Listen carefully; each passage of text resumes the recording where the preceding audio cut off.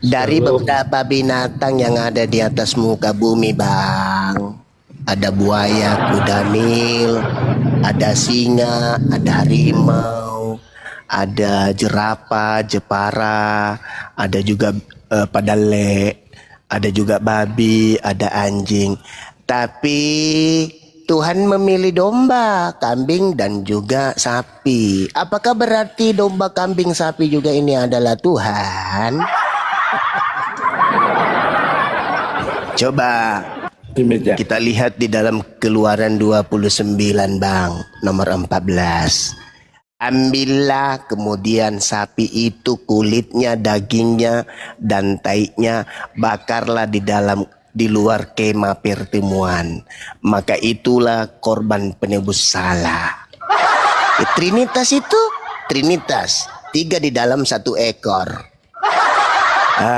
Jadi Tuhan memilih sapi. Ada kulitnya, ada dagingnya, ada juga taiknya, dibakar, dipilih untuk sebagai penebus dosa. Kenapa enggak pilih harimau? Tapi dipilihnya sapi. Apakah sapi ini juga kedudukannya sama seperti Yesus? Sama-sama penebus dosa. Bedanya, orang Yahudi menebus dosa mereka, Pak, itu menggunakan sapi 3 in 1, tetapi tidak menyembah sapi. Paulus mengajarkan menebus dosa pakai manusia Yesus. Korbannya yang disembah Yesusnya. Kenapa orang Yahudi nggak menyembah kemudian sapinya? Padahal sapinya itu juga adalah Trinitas. 1 ekor dalam 3 pribadi. Daging, kulit, dan Keluaran 29 nomor 14. Kan gitu.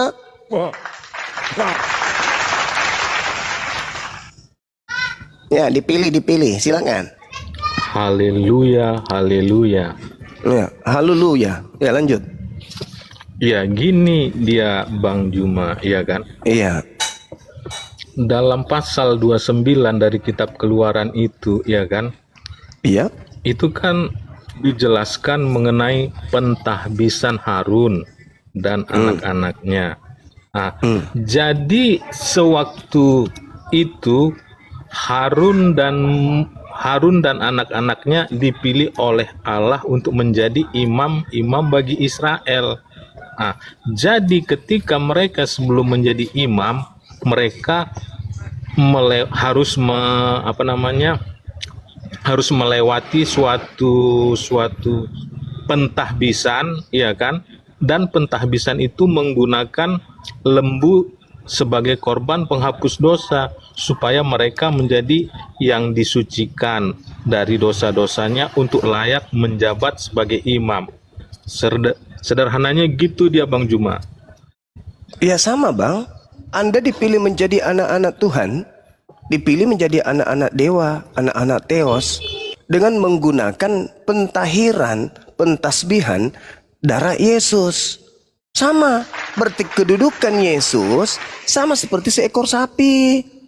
Kan begitu.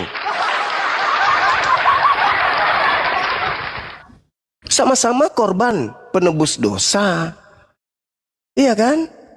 Padahal perintah Tuhannya, janganlah engkau kemudian, katakanlah kepada orang Yahudi, apabila mereka ingin mempersembahkan korban persembahan kepada Tuhan, hendaklah mereka mempersembahkan domba, kambing, sapi, lembu. Nah, kenapa di dalam Yohanes 1 nomor 29 Yesus kemudian dikatakan, inilah anak domba Tuhan yang akan menebus dosa dunia. Kenapa dikatakan begitu? Karena Yesus sedang disetarakan dengan binatang korban. Itu loh. Kenapa harus dikatakan domba Yesus ini? Kenapa? Karena memang orang Yahudi tahu bahwa Tuhan mereka ketika ingin menebus dosa, Tuhan minta korban hewan, bukan manusia. Makanya supaya Yesus ini dianggap hewan, dikatakanlah inilah anak domba Tuhan yang dikhususkan untuk menebus dosa manusia. Jadi Yesus di sini dipaksakan setara dengan seekor kambing. Itu real. Itu fakta. Itulah yang terjadi.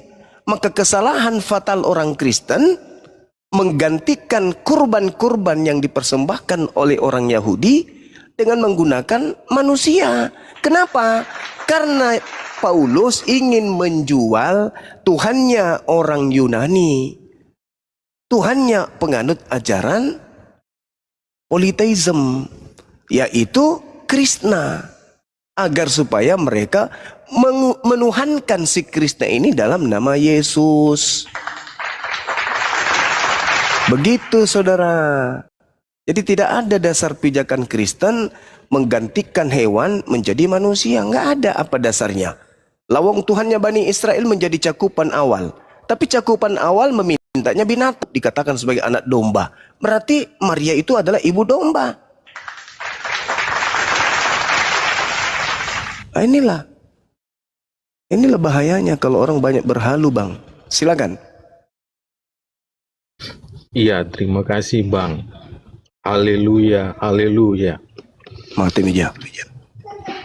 Iya, sesungguhnya pemahaman Abang kurang tepat, ya kan? Karena gini, kenapa Yesus disebut anak domba Allah? Karena tapi bukan untuk disamakan dengan domba ataupun lembu yang sebagai korban untuk orang Israel. Dia nggak disamakan, Bang. Tapi sesuai dengan ajaran Musa, iya kan? Kalau setiap penghapusan dosa kan perlu darah yang dicurahkan. Nah, Yesus kan darahnya juga akan dicurahkan melalui penyalipan. Makanya Yohanes Pembaptis menubuatkan dia sebagai anak domba Allah. Gitu sederhananya, Bang. Oke, utarakan. Ya, saya juga mengiyakan itu. Kenapa? Karena Kristen bukan hanya mengatakan Yesus itu anak domba, tapi lebih hina daripada itu. Tidak ada korban domba, kambing, sapi, lembu bagi Bani Israel dikatakan kutuk. Nggak ada. Satu-satunya korban yang dinyatakan kutuk hanya korbannya Kristen, yaitu Yesus. Ada nggak kemudian sapi dianggap kutuk? Ada nggak dianggap domba itu sebagai kutuk ketika dipersembahkan untuk dosa-dosa orang Yahudi? Nggak ada. Tapi yang satu ini, Kristus telah menebus Kristen dengan jalan menjadi kutuk. Oleh karena Kristen, sebab ada tertulis, terkutuklah dia Yesus yang digantung di atas salib. Sampai segitunya kan? Dikutuk, sudah dia jadi korban, dijadikan lagi sebagai kutuk. Luar biasa. Jadi ya saya katakan ngeri memang ajaran saudara ini.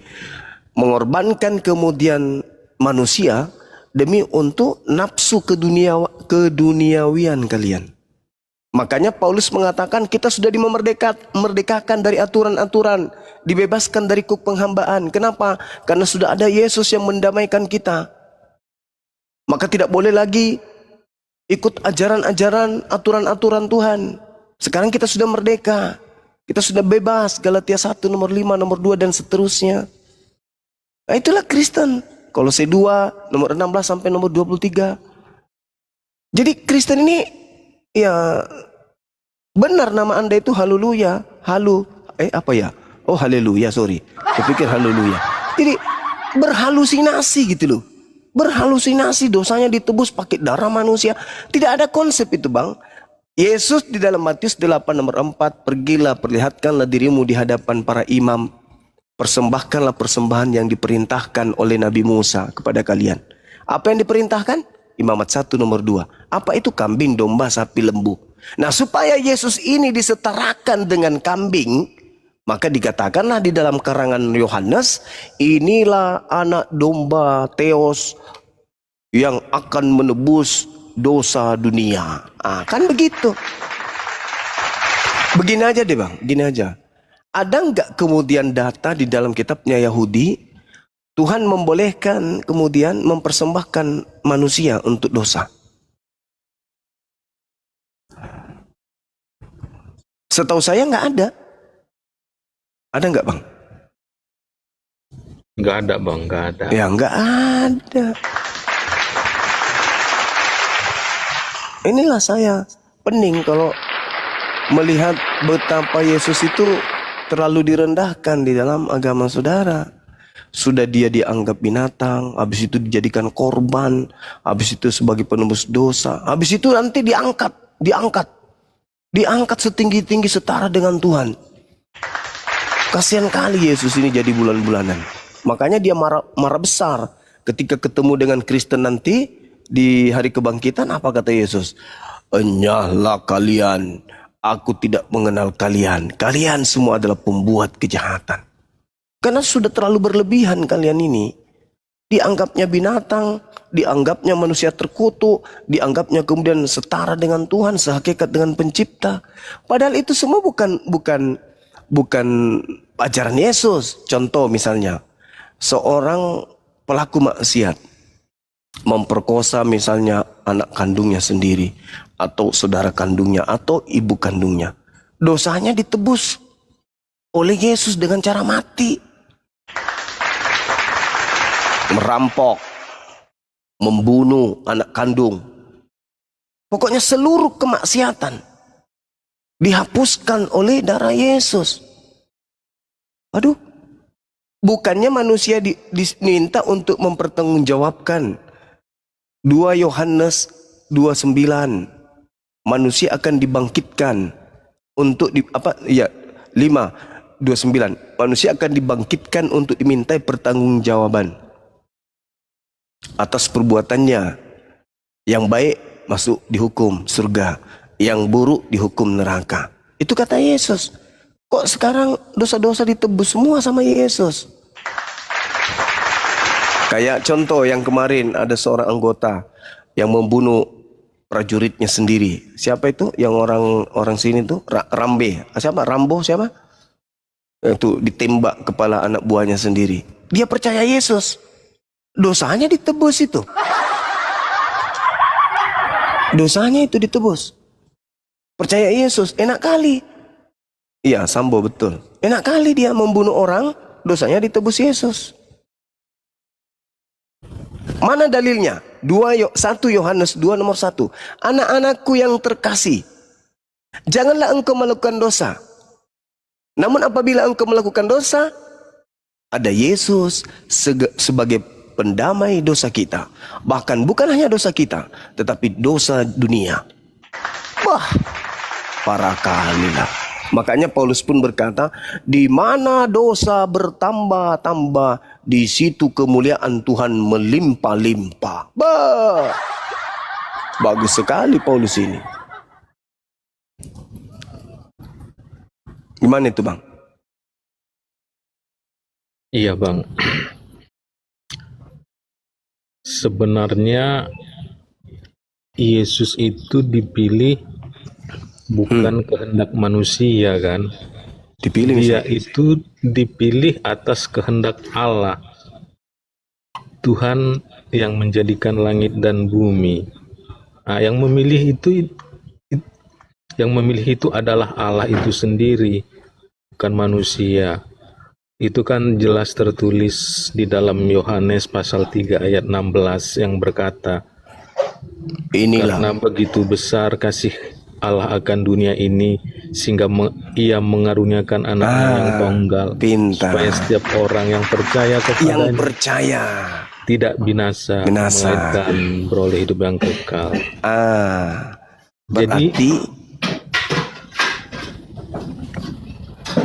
Berarti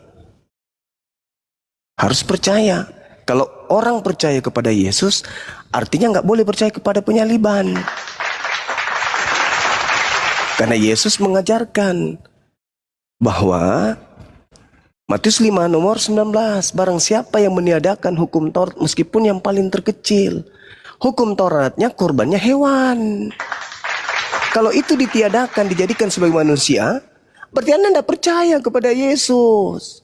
Jangan kau tiadakan hukum Taurat sedikit pun meskipun yang paling terkecil. Kapan kamu tiadakan lalu kau ajarkan kepada orang lain, kau akan menempati neraka. Kalau percaya kepada Yesus, ya jangan percaya kepada penyaliban. Begitu besar kasih karunia Tuhan akan dunia ini sehingga ia menganugerahkan anaknya. Barang siapa yang percaya kepadanya memperoleh hidup yang kekal. Yang tidak percaya mati dalam dosanya. Ketika Yesus mengatakan, barang siapa menebus dosa adalah hewan ternak diganti menjadi pohon atau manusia, maka dia akan menempati neraka. Tuh, kalau Anda percaya. Sedangkan pola yang ingin dijual oleh Paulus apa? Coba lihat di dalam suratnya di dalam Roma 5 nomor 20. Tetapi hukum Taurat ditambah, di situ kasih karunia menjadi berlimpah-limpah. Wajar kalau rumah ibadah dipenuhi dengan kemaksiatan. Kenapa? Karena di mana banyak kemaksiatan, di situ karunia Tuhan berlimpah. Dalil itu dalil. Di mana kemaksiatan itu semakin merajalela, semakin bertambah-tambah. Semua ajaran apa kayak helikopter. Di mana ada dosa, di situ kemudian ada kasih karunia. Angkat botol, joget-jogetan. Itu kan dalil tuh. Roma 5 nomor 20. Sementara Tuhan itu membenci yang namanya kemaksiatan, membenci yang namanya dosa. Kok yang dianut oleh orang-orang Vatikan, oleh orang-orang Romawi sebagai penguasa setengah dari bumi saat itu, yang ingin dilegalkan oleh Paulus dengan mengatakan, dari penyesat iblis yang datang kepada kalian dengan memakai namaku dan berkata, akulah Kristus. Bani Israel itu manusia. Nah, kalau bukan manusia lalu apa? Tuhan tidak mungkin. Karena Tuhan tidak mungkin kemudian netek sama wanita. Tuhan tidak mungkin. Lalu apa? Satu-satunya kandidat ya iblis. Jadi Yesus yang datang adalah penyesat. Kata Yesus di dalam Matius 24. Waspadalah kepada penyesat yang datang kepadamu dengan memakai nama Yesus dan berkata, akulah Kristus.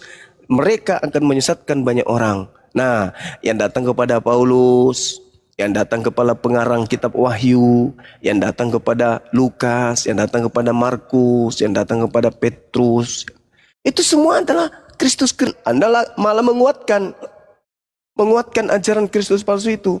Dengan apa? Dengan mengajarkan orang untuk percaya kepada pengorbanan di atas salib. Padahal Yesus melarang penyaliban itu, Yesus nggak mau. Coba Anda baca Yohanes 8 nomor 23, 43, 32 sampai nomor 44. Di situ Yesus nggak mau. Justru Yesus menganggap orang yang ingin membunuhnya adalah anak-anak iblis. Iblislah yang menjadi bapakmu. Siapa yang mewariskan dosa? Adam atau Paulus? Iya, Paulus. Adam itu tidak pernah mewariskan dosa. Yang mewariskan dosa itu Paulus. Karena Pauluslah yang melantik si Kristus setara dengan pencipta langit dan bumi. Dia itu. Kalau Adam cuma makan buah ilmu pengetahuan, baik dan jahat, dosanya tidak diwariskan. Tapi kalau Paulus melantik manusia, Kristus menjadi sama seperti Tuhannya Yahudi. Ini dosa yang diwariskan oleh Paulus kepada orang Kristen. Islam datang mencuci kalian dari dosa-dosa itu kalau mau mendengarkan Islam. Tapi kalau Islam pun ditolak, lalu butuh juru selamat dari mana lagi? Tak ada lagi nabi setelah Nabi Muhammad. Tidak ada lagi umat sebaik umat Nabi Muhammad. Anda dinasehati sama umat Nabi Muhammad nih. Anda nggak mau terima, ya neraka jahanam tempatnya, kekal di sana. Coba nanti nih, Anda punya anak. Begitu dia sudah bisa mengerti, Anda ajarin. Anakku, iya paman, kita ke gereja yuk. Ngapain? Di mana dosa bertambah banyak, di sana kasih karunia berlimpah-limpah. Anda ajak anak Anda ke gereja nyembah Kristus. Padahal Yesus nggak pernah ngajar, dan seterusnya. Berarti Anda mewariskan dosa itu kepada anak Anda. Anak Anda juga nanti mewariskan kepada cucu Anda. Cucu Anda mewariskan kepada cicit Anda. Mati Anda lebih duluan, di alam kubur aja sudah dipanggang, belum masuk neraka. Kenapa? Karena Anda mewariskan dosa-dosa yang sangat luar biasa, yang sangat dimurkai oleh Tuhan kepada keturunan abang. Seperti itu saudaraku, haleluya. Haleluya, haleluya. Semoga kasih karunia berlimpah-limpah atas kita semua. Ya gini dia bang. Tetapi hukum Taurat ditambahkan supaya pelanggaran menjadi semakin banyak, dan di mana dosa bertambah banyak, di situ kasih karunia menjadi berlimpah-limpah. Di dalam kami sebagai umat Kristen yang hukum Taurat itu belum ada, iya kan? Kita nggak tahu dosa itu apa. Karena semua dianggap bisa benar, karena nggak ada larangan dari Tuhan secara tertulis.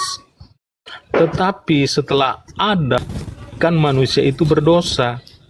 Sehingga itulah makanya dinyatakan dosa semakin banyak, kasih karunia berlimpah-limpah. Artinya apa? Ketika kita melakukan satu dosa, ya kan, kita akan menerima pengampunan itu sedikit. Tetapi ketika seseorang melakukan banyak dosa, kasih karunia itu bisa dicurahkan dengan limpahnya, dengan banyaknya. Misalnya kalau hanya satu dosa yang ada di dunia ini, berarti kasih karunia itu hanya sedikit. Tapi kasih karunia itu menjadi berlimpah-limpah karena ada banyak dosa. Misalnya ada dosa pembunuhan, ada dosa pencurian, ada dosa dusta, ada dosa tipu daya, ada dosa menyembah Allah. Jadi banyak dosa. Jadi karena banyak dosa, maka kasih karunia itu dapat dicurahkan berlimpah-limpah. Gitu dia maknanya bang. Jadi bukan berarti karena kita menerima kasih karunia berlimpah-limpah, maka kita harus melakukan dosa dulu. Itu salah. Tapi yang benar gini, ketika orang-orang belum mengenal Yesus, iya kan, belum percaya kepada Yesus, kan orang-orang itu di hadapan Yesus sudah terhitung sebagai orang berdosa. Karena dia udah terhitung sebagai orang berdosa, ya kan, makanya dia perlu penghapusan dosa. Bagaimana caranya? Caranya adalah dengan percayai Yesus sebagai Kristus dan Tuhan. Lewat doa pengakuan iman, lalu dibaptis. Gitu dia sederhananya bang. Oke. Inilah kemudian yang dinubuatkan oleh Yesus dalam Matius 24 nomor 15. Apabila si pembinasa keji ini duduk sebagai rasul, seperti yang telah dinubuatkan oleh Nabi Daniel di dalam kitab Daniel 7 nomor 25, memutarbalikkan hukum Tuhan. Hukum Taurat itu ditambahkan supaya pelanggaran semakin menjadi banyak. Ini kok undang-undang dibuat supaya semakin banyak pelanggaran. Di mana dosa bertambah banyak, di sana kasih karunia menjadi berlimpah-limpah. Di mana banyak pelanggaran lampu merah, di sana banyak surat tilang. Itu baru betul. Tetapi hukum Taurat ditambahkan supaya jangan banyak melanggar. Dan di mana dosa bertambah banyak, di situ murka Tuhan akan semakin banyak. Karena Tuhan murka kepada dosa. Bukan Tuhan itu mengasihi dosa, enggak. Ini kok kebalik Paulus ini memang. Dia memutarbalikkan hukum Tuhan. Ulangan 4, jangan kau nambah, jangan kau mengurangi. Akan tetapi tuliskan, hafalkan, baca berulang. Apabila engkau jalan, berdiri dan seterusnya, ajari anakmu. Kalau perlu ikat di tanganmu, tulis di pintu gerbang rumahmu, supaya kamu tidak mengurangi, supaya kamu tidak menambahkan. Ini malah kok aneh. Hukum Taurat ditambah supaya pelanggaran menjadi banyak. Di Indonesia ini bang, kalau sudah banyak pelanggaran yang dilihat oleh pemerintah, maka pemerintah bikin aturan supaya pelanggaran itu berkurang. Bukan bikin aturan supaya banyak dilanggar. Bukan. Pemerintah memutuskan kepada rakyat Indonesia, di awal bulan Mei 2025 kita akan merevisi undang-undang dengan anggaran APBN dan seterusnya, supaya aturan semakin banyak dan supaya semakin banyak kemudian pelanggaran dan banyak denda. Mati meja. Aturan dibuat supaya pelanggaran dikurangi. Karena Tuhan itu maha mengetahui, Tuhan itu maha melihat, Tuhan itu maha menyaksikan. Bukankah konsep Kristen sendiri yang mengatakan Adam sudah jatuh ke dalam dosa, sehingga manusia jatuh ke dalam dosa seluruhnya. Berarti harus dibuat aturan supaya dosa itu tidak bertambah. Bukan malah dia bikin aturan supaya bertambah dosa. Ini konsep yang dibalik-balik. Dan hanya orang yang memiliki hikmat yang bisa paham itu. Di mana dosa bertambah, di situ kasih karunia menjadi berlimpah-limpah. Coba.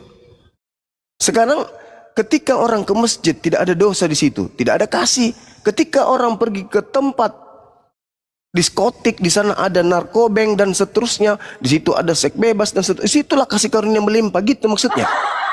Pantas saja barat, dunia barat itu semakin ramai ke tempat-tempat maksiat, karena ternyata di situ ada kasih karunia menumpuk-numpuk.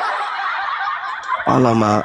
Kalau di Islam, di mana banyak dosa, disitulah azab Allah turun, bukan kasih karunia yang turun. Emang kebalik lah agama Anda ini. Kebalik. Kalau kami di Islam, semakin banyak maksiat, semakin banyak laknat, semakin banyak kutuk. Kalau di Anda, kan lucu, kitab Anda ini memang lucu. Tuhan di dalam kitabnya orang Yahudi mengatur sedemikian rupa agar damai hidupmu, agar terus hidupmu. Coba dalam Yeremia 31 tuh. Aku akan mengadakan perjanjian dengan Bani Israel dan Bani Yehuda. Apa itu perjanjiannya, Pak? Aku akan menanamkan ke dalam batin setiap Bani Israel hukum. Terus ketika dia mengatakan Kristus telah menebus Kristen dari kutuk hukum Taurat. Tuh, sejak kapan Taurat itu kutuk? Justru yang tidak melakukan yang kena kutuk. Ulangan 27 nomor 26. Terkutuklah orang yang tidak menepati perkataan dengan perbuatan di dalam hukum Taurat. Ya seperti Kristen ini, bawa-bawa kitabnya Yahudi, seakan-akan mereka penganut Taurat, tapi cuma di mulut doang, tapi tidak dipraktekkan. Babi diambat, ibadah lari dari Sabat ke Minggu.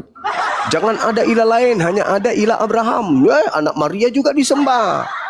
Inilah kalian, bawa Taurat paling hebat. Oh, hari Minggu dilihat udahnya pakai rok pendek, pakai hak tinggi jalan, bawa kitab diketek jalan. Wah, anak-anak Tuhan lewat, bawa terjemahan kitabnya Yahudi, cie. Padahal perintahnya di dalam itu bertudung, jaga auratmu.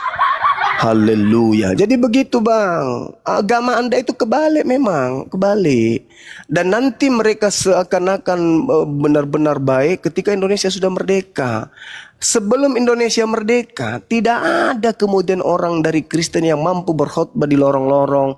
Marilah kita kepada Tuhan Yesus yang penuh kasih. Dia adalah mengasihi musuhmu. Habis itu kiri kanan meledak, boom, boom. Belanda yang datang bawa agama tersebut menembak, membunuh, membuat jutaan anak jadi yatim, jutaan wanita jadi janda. Nggak ada yang berani karena tidak sesuai dengan praktek. Indonesia merdeka, umat Islam mayoritas, damai Nusantara, barulah muncul satu-satu.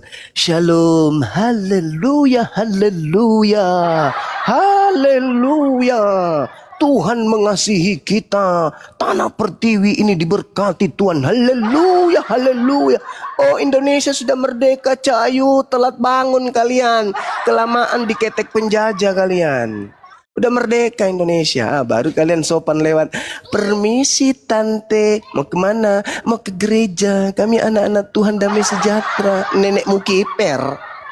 Kuburan 40.000 jiwa masih panas nisannya. Tapi ya nggak apa-apa lah, ya silakan dengan agama saudara. Cuman lucu kalau Anda membantah kitab Anda sendiri. Demikian.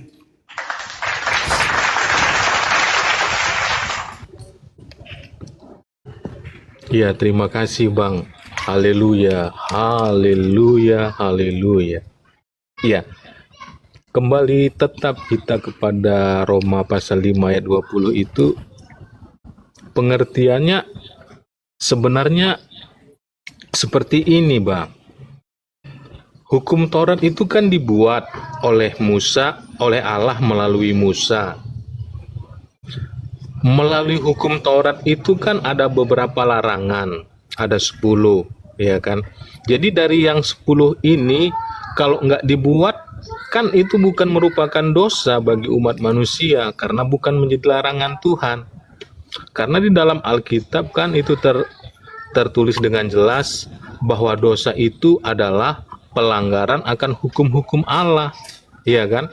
Nah, jadi lewat kitab Taurat itu atau 10 larangan Tuhan melalui Musa itu, jadi ada banyak dosa kita ketahui. Kalau kita nyembah berhala kita berdosa, nyembah setan kita berdosa, nyembah patung kita berdosa, ya kan? Mencuri kita berdosa, ya kan? Mengingini istri orang lain kita berdosa, ya kan? Menyebut nama Tuhan sembarangan kita berdosa, dan yang lain lagi, ya kan?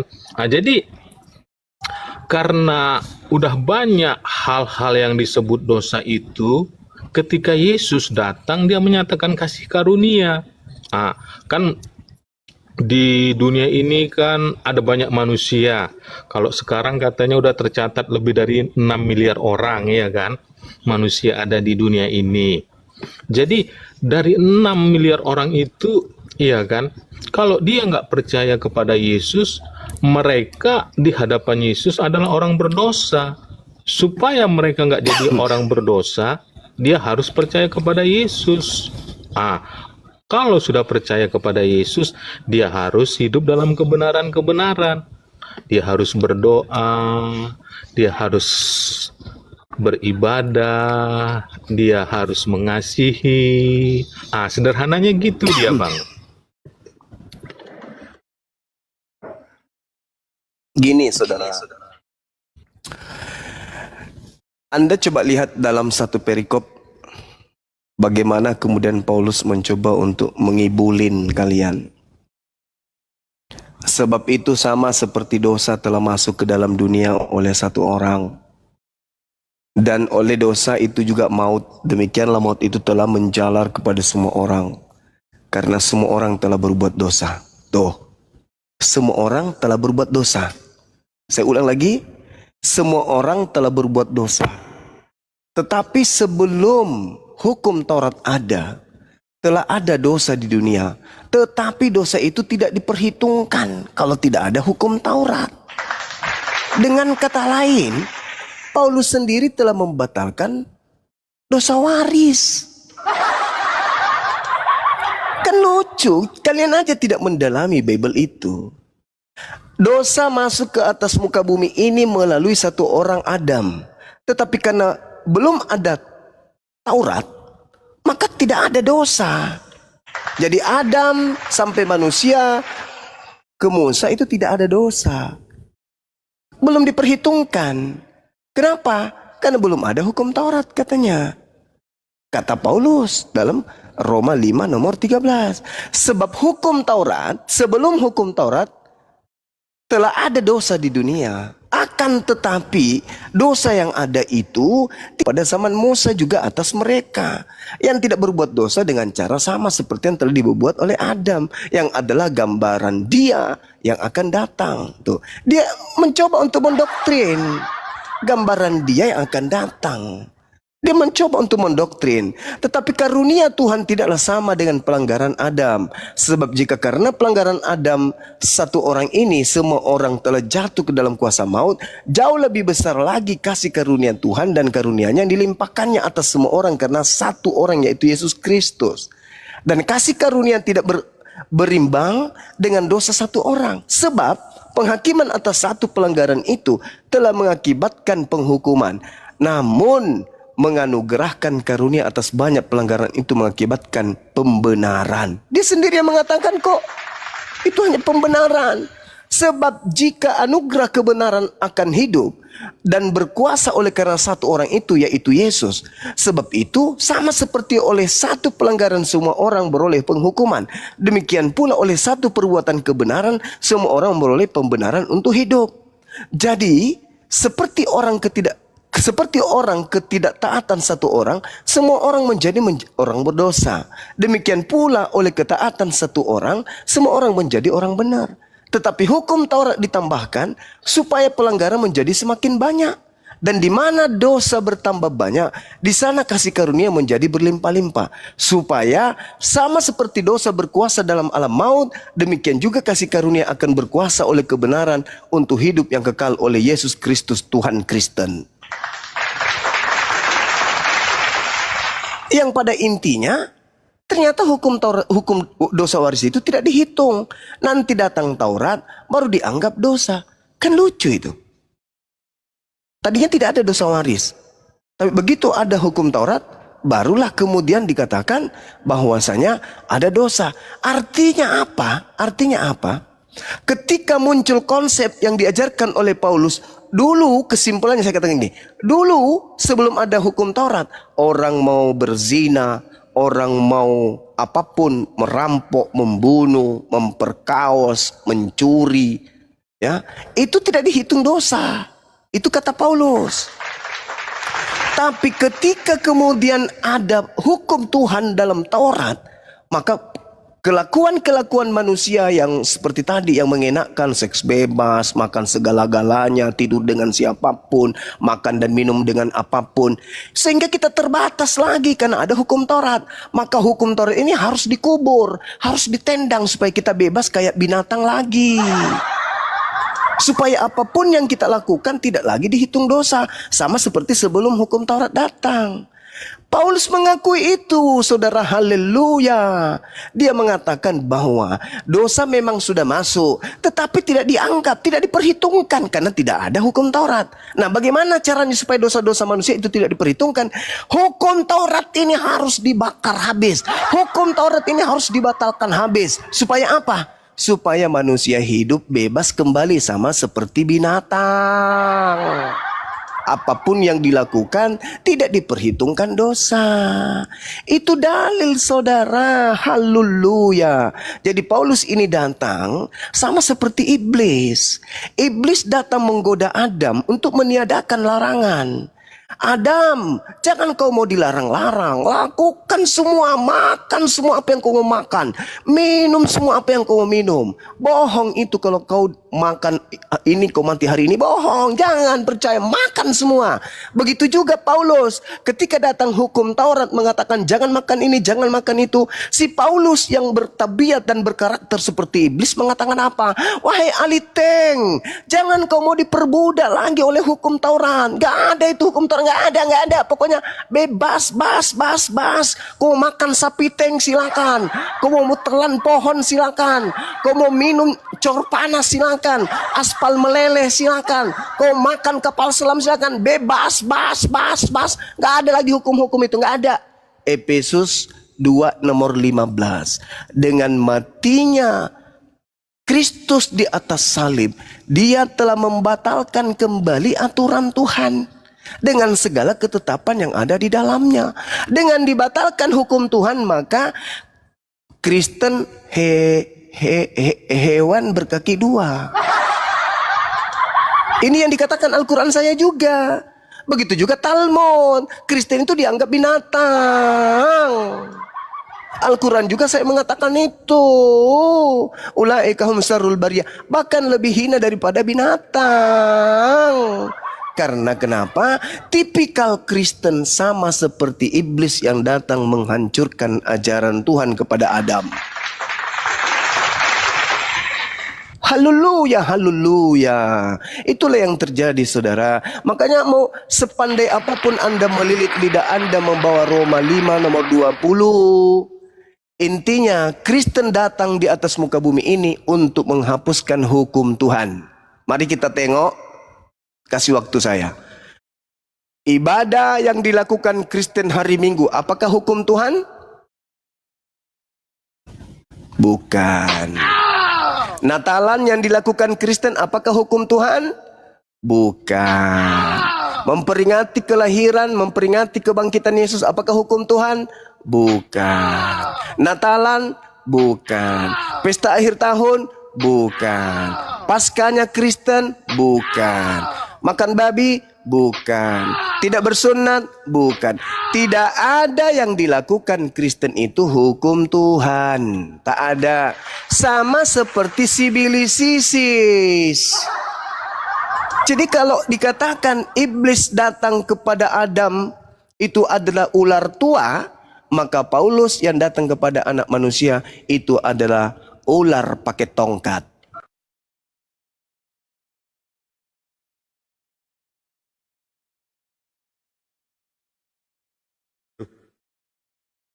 Udah bang semua.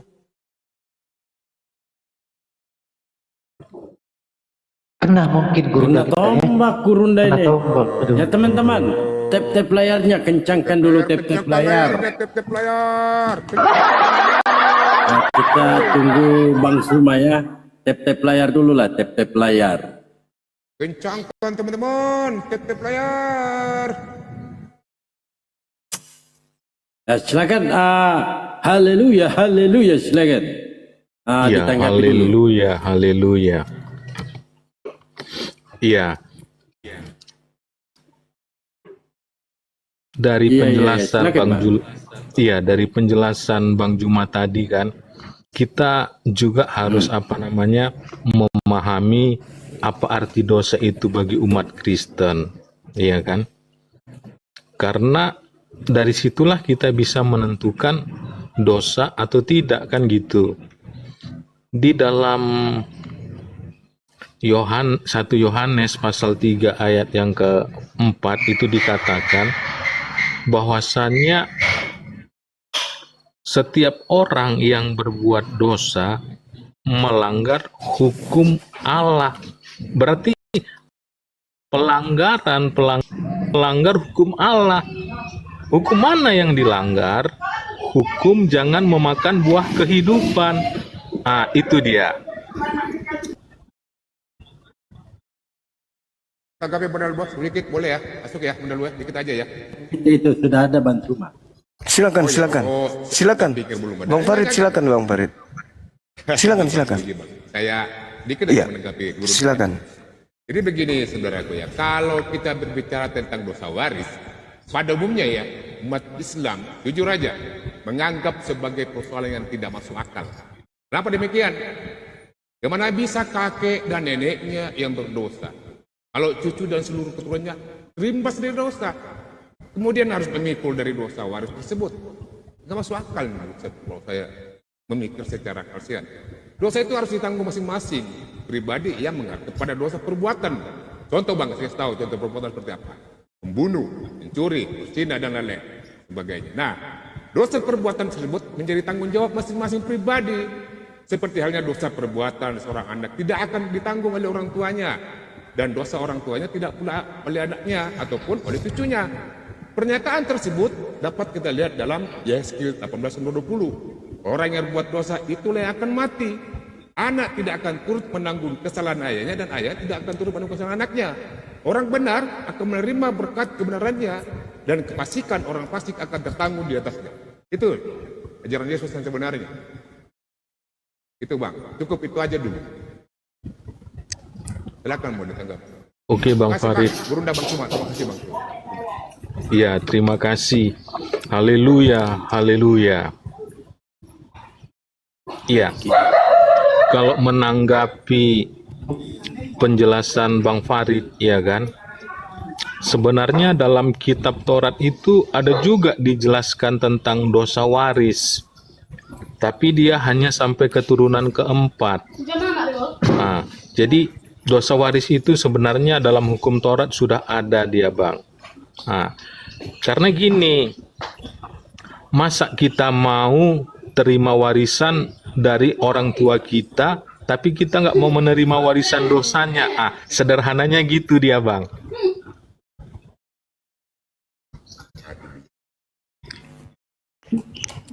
Haleluya, haleluya. Silakan Bang Suma. Jadi kalau menerima harta sekaligus dosa-dosa orang tua kita terima.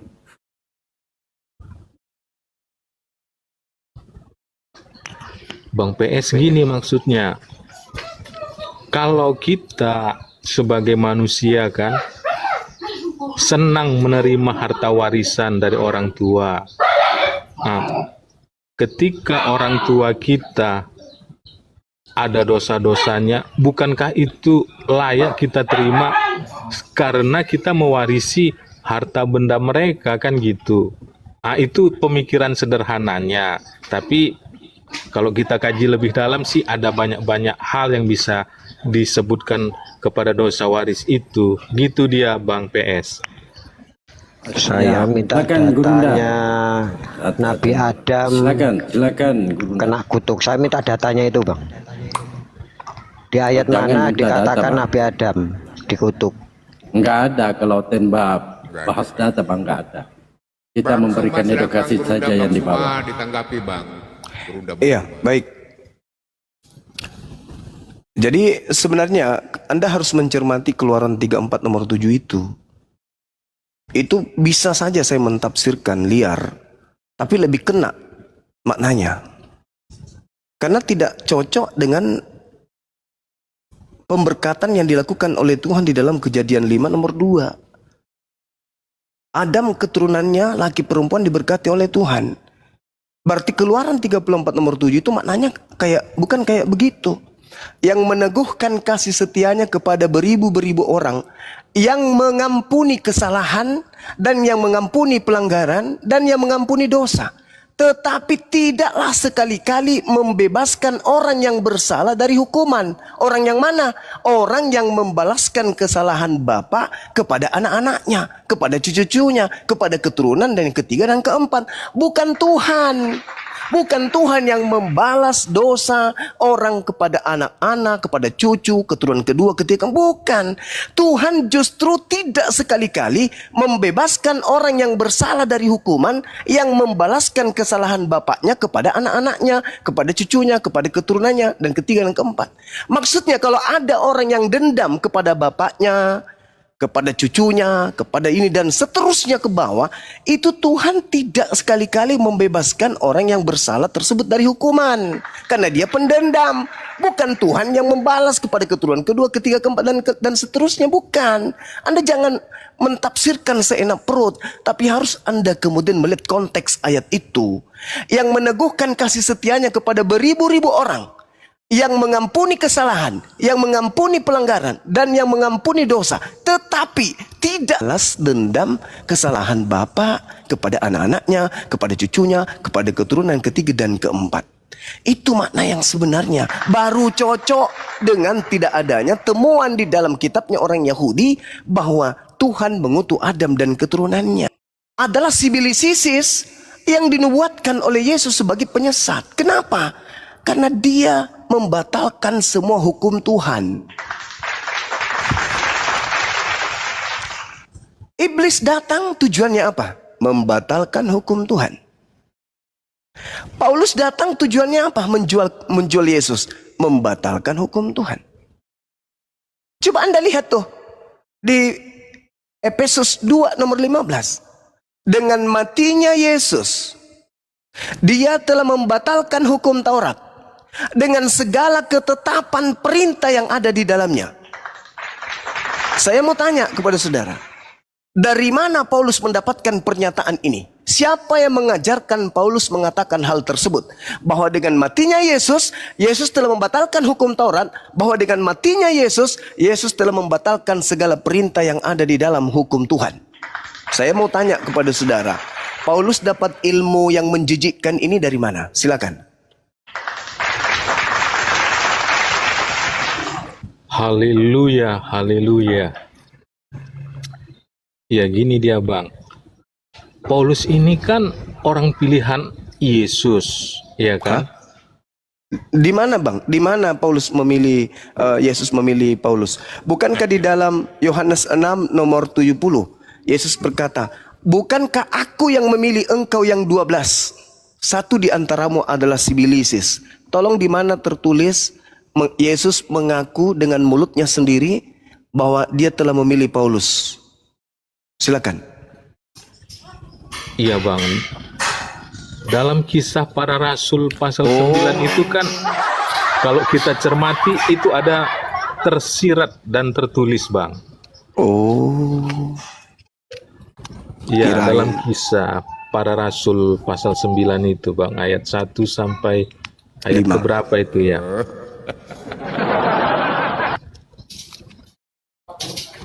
Paulus dengan indahnya, dengan mudahnya, dengan matinya Kristus di tiang salib, dia telah membatalkan hukum Taurat. Sementara Yesus mengatakan barang siapa yang meniadakan, bukan membatalkan lagi, meniadakan. Meskipun yang paling terkecil, lalu mengajarkan kepada orang lain, maka dia akan menempati tempat terhina di kerajaan langit. Loh, Paulus bukan cuma bagian kecil, seluruhnya dibatalin. Apa bedanya dengan si Bilisis yang datang kepada Adam? Ketika kemudian Adam berhasil direcoki oleh iblis dan Kristen. Coba saya kasih bukti. Kisah para Rasul 6 nomor 16 sampai nomor 18. Yang memproklamirkan kerasulan Paulus di situ siapa? Iblis. Yang melantik dan memilih Paulus kemudian menjadi utusan. Siapa? Ya iblis yang datang kepada gurun. Akulah Yesus yang kau aniaya. Itu bukan anak Maria itu bang. Itu si Bilisis itu. Makanya Yesus berpesan kepada muridnya, waspadalah kepada penyesat yang datang kepadamu dengan memakai namaku dan berkata akulah Kristus. Berarti penyesat itu berkata apa? Aku Yesus Kristus. Jadi apabila ada orang berkata kepadamu ada Yesus di sini, ada Yesus di sana, jangan kau percaya. Camkanlah, aku sudah mengatakannya terlebih dahulu kepadamu. Jika ada orang yang berkata bertemu dengan Yesus di padang gurun, bertemu Yesus di dalam bilik rahasia, jangan kamu percaya. Sebab Kristus palsu dan nabi-nabi palsu akan datang, banyak melakukan mujizat, sekiranya mungkin menyesatkan orang-orang pilihan. Nah, siapa yang datang kepada Paulus? Memenuhi. Penyesat itu tujuannya apa? Menghapuskan hukum Tuhan.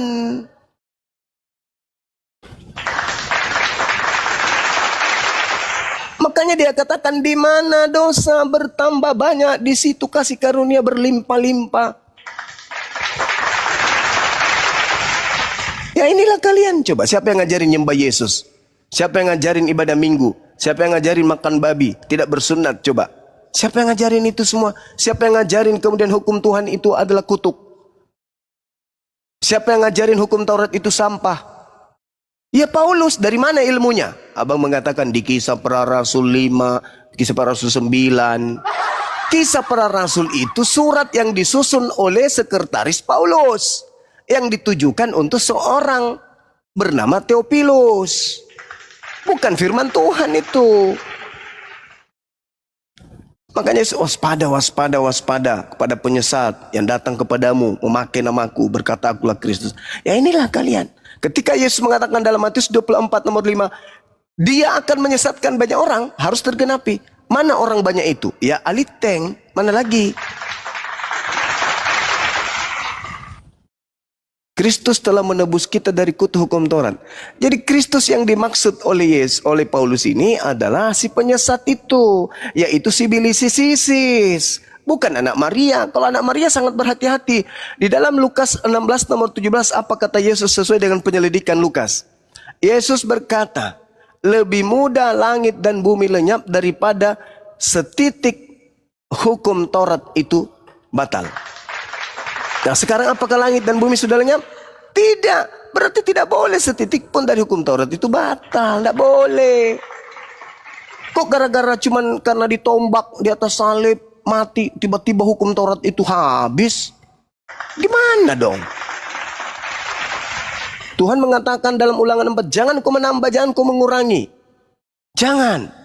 Jangan kau tambah, jangan kau kurangi. Jangan.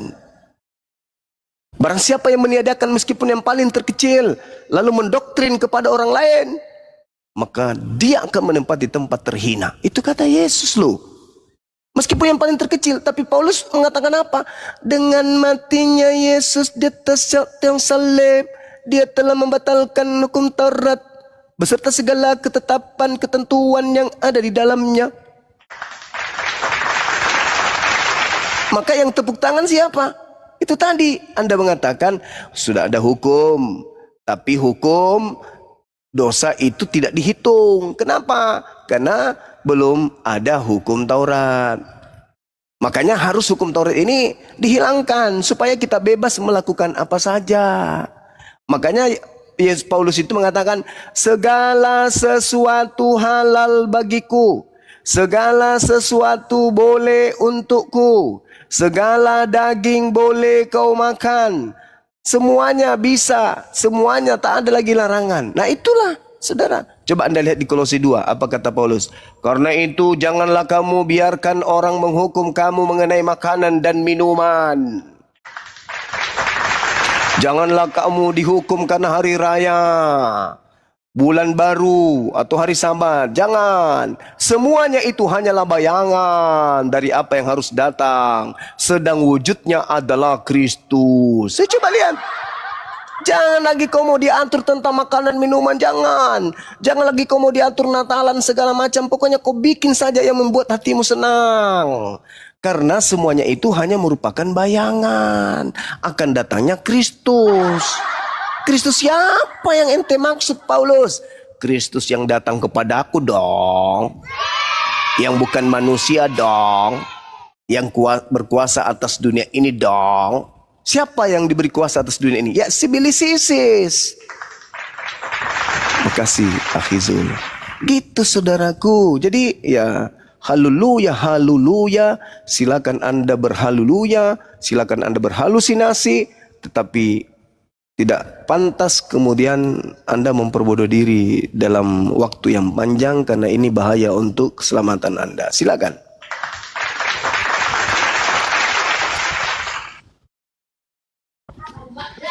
Haleluya, haleluya. Terpujilah Tuhan. Ya gini, saya akan mulai dari kutuk, ya kan? Di dalam kitab Keluaran pasal 20 ayat yang kelima dikatakan gini. Jangan sujud menyembah kepadanya atau beribadah kepadanya, sebab aku Tuhan Allahmu adalah Allah yang cemburu, yang membalaskan kesalahan kepada bapa, kepada anak-anaknya, kepada keturunannya yang ketiga dan keempat dari orang-orang yang membenci aku. Nah, jadi sesungguhnya yang membalas hukuman kepada anak-anak itu adalah keturunan yang keempat, ya kan? Bukan manusia. Tapi ya itu kalau pemahaman Bang Juma ya saya fine-fine aja ya kan. Karena memahami Alkitab ini nggak ada patokan yang harus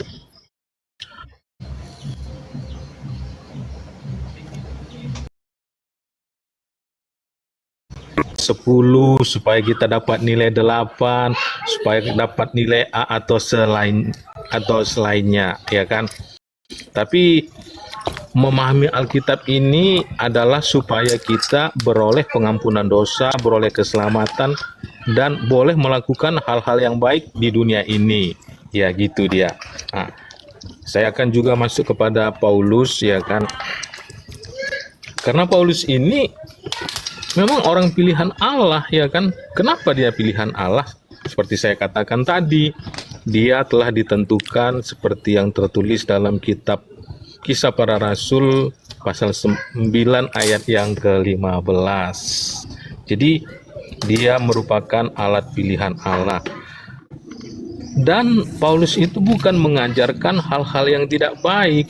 Sebenarnya Paulus itu mengajarkan hal-hal yang baik, ya kan? Seperti yang tertulis dalam 1 Korintus pasal yang ke-6 ayat yang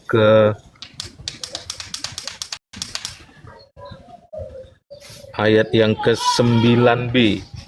Demikian tertulis, jangan sesat orang cabul, penyembah berhala, orang berzina, banci, orang pemburit, pencuri, orang kikir, pemabuk, pemfitnah, dan penipu tidak akan mendapat bagian dalam kerajaan Allah. Jadi Sesungguhnya Paulus itu adalah sungguh orang pilihan Allah bagi kami umat Kristen. Ya, gitu aja dulu Bang. Silakan. Oke, baik. Inilah yang saya katakan, ya. Yesus itu sudah mengatakan, menubuat iblislah yang menjadi bapakmu, dan kamu mau melakukan keinginan-keinginan bapakmu si bilis ini. Anda mengatakan Paulus berlarang kita memburit, jangan mencabul, jangan begini dan begono. Hah, hebat kali. Sekalian aja, jangan menyembah Tuhan lain selain daripada Tuhannya Elohim. Jangan kau begini dan begono. Sekalian aja semuanya diatur oleh Paulus. Tapi ingat, sebelum Paulus kemudian lisannya untuk ditaatin, terlebih dahulu perintah-perintah Tuhan dia batalkan. Perintah Tuhan semuanya dia batalkan. Habis itu dia tampil sebagai Tuhan. Jangan kau berzina, padahal sudah lebih dulu diajarkan oleh Tuhannya orang Yahudi. Jangan kau berzina, jangan kau bersaksi palsu, tapi dibatalin. Habis itu dia daur ulang.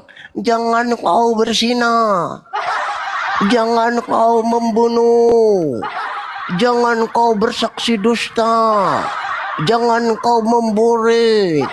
Wah, jadi orang Kristen tidak melakukan itu semua, taatnya kepada siapa? Ya taatnya kepada Paulus. Paulus dong. Paulus dong.